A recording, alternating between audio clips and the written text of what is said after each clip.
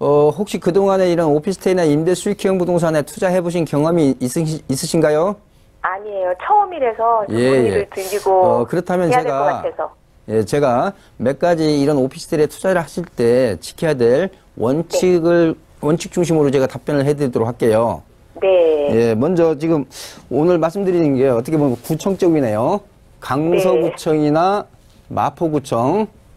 예, 근데 마포구청은 역세권이고, 네. 역세권이고, 강서구청이 있는 쪽은 아직 역세권은 아닙니다. 향후 계획은 돼 있지만은 좀 시간이 오래 걸리는 지역입니다. 자, 이런 지역에서 지금 오피스텔을 좀 투자를 해보고 싶으신 거죠? 네. 예, 오피스텔 투자요. 예. 자, 먼저 우리 시청자분한테 이런 오피스텔에서 월세나 전세로 사는 사람이 누구죠? 세입자가 누구예요? 주로 젊은 층 직장인들이나 학생들. 예, 그렇죠. 즉, 임차인이 누구냐는 질문을 던졌을 때 젊은 독신이죠?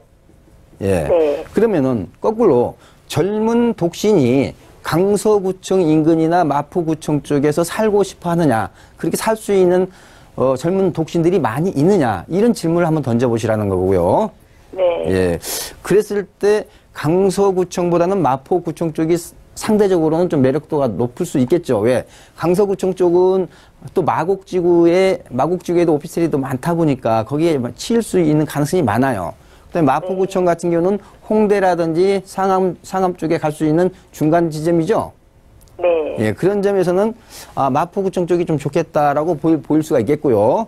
자, 두 번째, 이렇게 임대수익형 부동산에 투자할 때 가능한 내 자금이 좀 소액 투자가 됐으면 좋겠죠? 네. 예. 그랬을 때 한 가지, 자, 원룸형이 있고요. 투룸 오피스텔이 있다고 했을 때, 어느 게, 만약에 전세 보증금을 넣고 하고 갭 투자를 한다고 했을 때, 원룸이 투자금이 많을까요? 투룸이 많을까요? 투자금 투룸이 더 들어가지 않을까요? 예. 그 점을 잘못 알고 계시는 겁니다. 오히려 투룸이 소액 투자가 됩니다. 자, 그리고. 전세로나. 예. 그리고 기본적으로 전세 보증금이 올라가 줘야.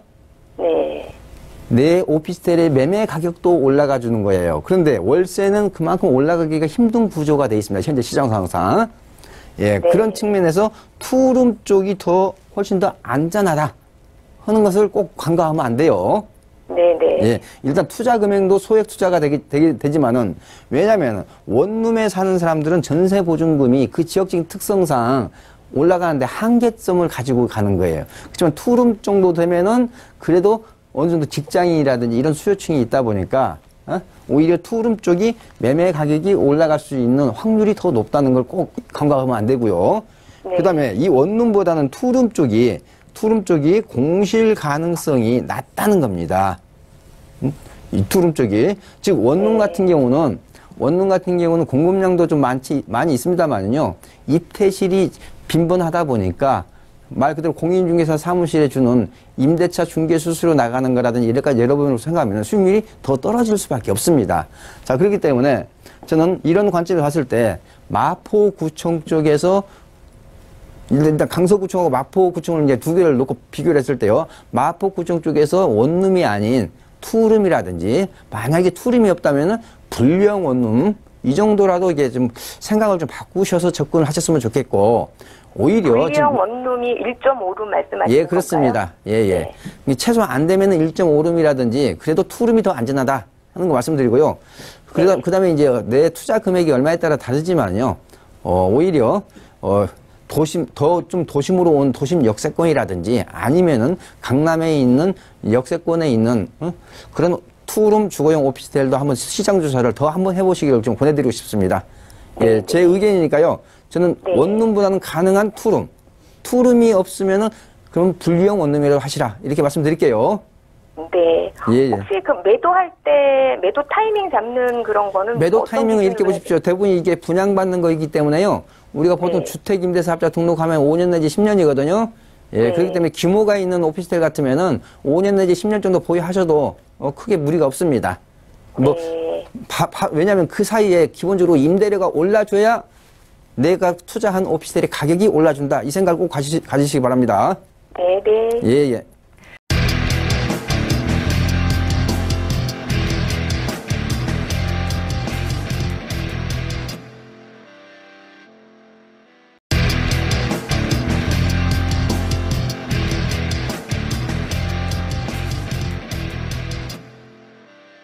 예, 제가 결론부터 말씀드리면요.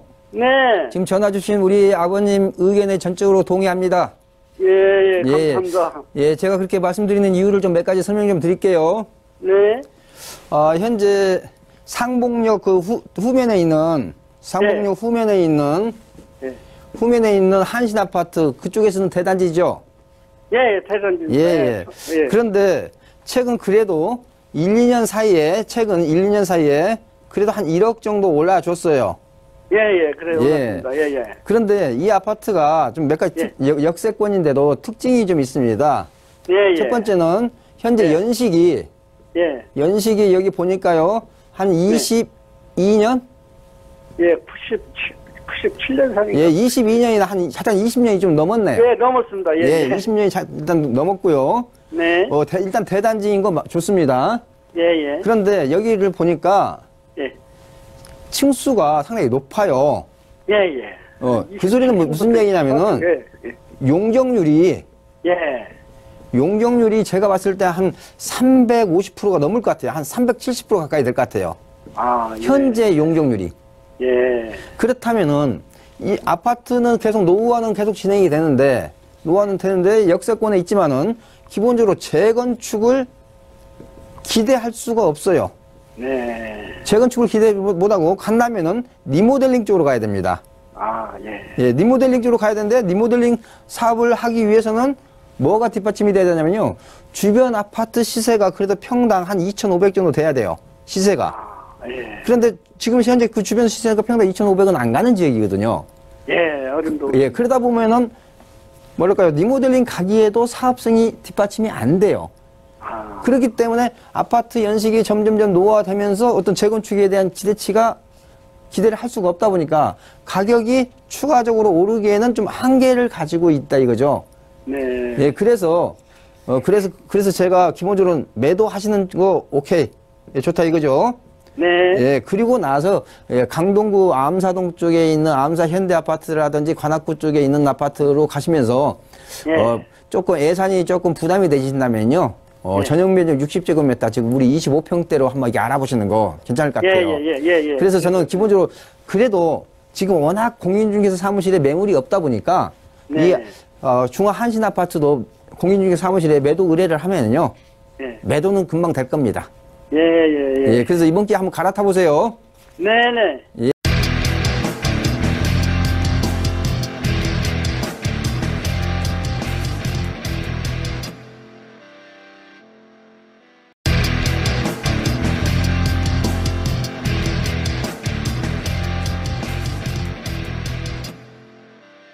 단 입지 여건이나 이런 것은 상당히 좋습니다.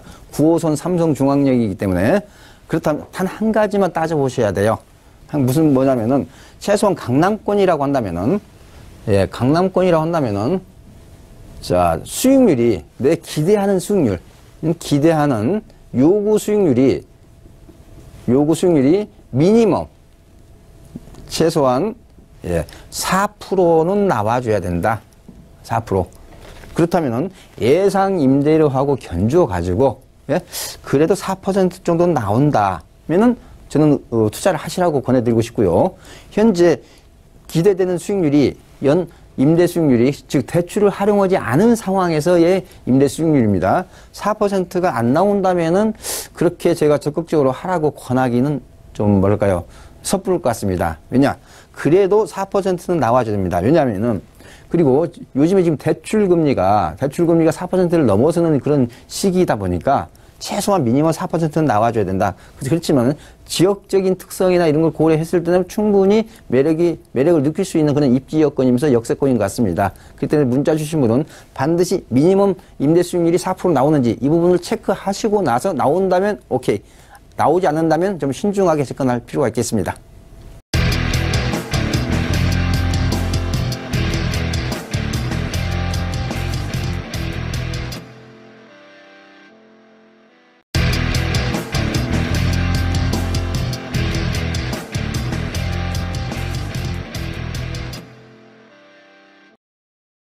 네, 안녕하세요. 예, 첫 번째 질문 그 평택 토지는요.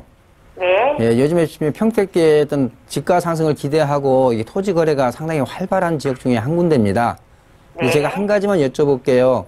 기본적으로 토지는 중장기적으로 보유를 하셔야 차익 실현이 가능합니다. 그렇기 때문에 금방 지금 1억 2천에 사셨다고 그랬죠? 네. 예, 지금 1,000만 원 올려가지고 1억 3천에 내놔도 매도가 그렇게 쉽지 않을 겁니다. 네. 그만큼 좀 중장기적인 시각을 가지고 보유하시라고 말씀을 드리고 싶고요. 그렇지만은 평택의 미래 가치는 상당히 높은 지역인 것은 사실입니다.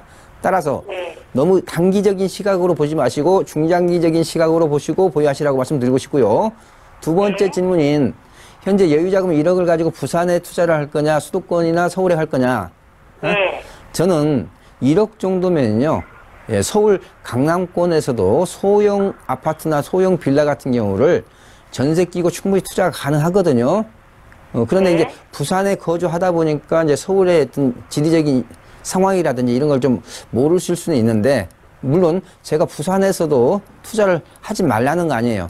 만약에 부산에서도 한다면은 제가 오늘도 계속 상담자한테 말씀드리는 겁니다. 원룸이 아니라 투룸 쪽으로 하시라고 말씀을 드리고 싶고요. 서울에서 그냥 한 채만 가지고 한다고 해도 서울에서도 방 2개짜리 소형 주택에 투자를 하시라고 권해드리고 싶습니다. 예, 네, 참고하시. 한 가지 다시 여쭤볼게요. 부산에서는 1억 가지고 월세 수익이 좀 높게 나올 수가 있는데요. 예, 예. 서울에는 1억 가지고 어떻게 자, 이렇게 보셔야죠. 월세 쉽지 않잖아요. 예, 월세, 자, 부산에서 2채 가지고 월세를 받는다 해도 1년에 토탈 받는 금액이, 예? 금액이, 원래 이게 뭐 대출 활용하시겠죠? 그럼 대출 네, 이자 네. 상환하고 나면은 1년에 한 500만 원 정도 임대 수익이 있을까? 뭐 그 정도거든요? 그러면은 네. 오히려 서울에서 전세 끼고 투자해서 1년에 1,000만 원, 2천만 원 올라가는 게 더 유리하지 않을까요? 좀 아, 네. 인식을 좀 바꿔보셨으면 좋겠습니다. 네, 시세 차익으로 보라는 얘기죠? 예, 그렇죠. 꼭 내가 매달 받는 것만 임대 수익이 아니고요. 2년 네. 주기로 임대료 올려받는 것도 적금형 임대 수익형 부동산입니다.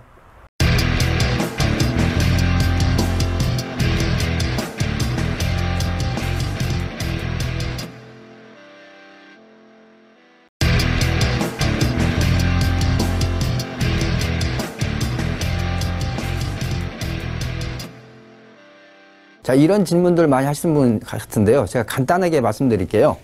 자, 임대 수익형 부동산의 가격 P는 R분의 A라는 공식만 알고 계시면 됩니다. R분의 A. 그러면 아까 이 문자 주신 분은 지금 월세가 160이에요. 160 곱하기 12달. 해놓고, 은평 뉴타운 정도면은 강남보다는 임대 수익률이 좀 높아야 된다고 생각하죠. 아까 제가 강남은 4% 그랬죠. 그러면 한 5%. 이렇게 나누면은 어바우트 한 3억 한 8천 정도 나올 것 같습니다. 여기에다가 보증금을 합쳐보세요. 그럼 보증금이 2천이라고 한다면은 미니멈 4억 정도가 내가 받을 수 있는 가격이 되겠죠. 그렇기 때문에 문자 주신 분은 내가 최소한 월세가 160이다 은평뉴타운에서 그렇다면 내가 매매 가격이 최소한 4억을 설정을 해야 된다. 이렇게 생각하시면 되겠습니다. 자, 제가 주관하는 세미나는 내일 오후 2시, 즉 금요일 오후 2시에 하고요. 토요일 오후 2시에 진행을 합니다. 자, 주제는 파리 대책이 나오고 나서 또 며칠 전에 8.27 대책 추가 대책이 나왔습니다. 또 앞으로 몇 가지 예고된 그런 규제 대책이 또 있습니다. 여기에 따른 각 지역별 상품별 부동산 시장 전망에 대해서 제가 말씀을 좀 드리고요. 그다음에 이럴 때일수록 특히 금리 상승이 이렇게 예고된 시점에서 어떤 임대 수익형 부동산이라든지 그러면서 또 소액 투자하시면서 차익 실현까지도 노려보시고자 하시는 분이 있다면요. 제 세미나에 오시면 상당히 유익한 시간이 될 걸로 기대해도 좋을 것 같습니다.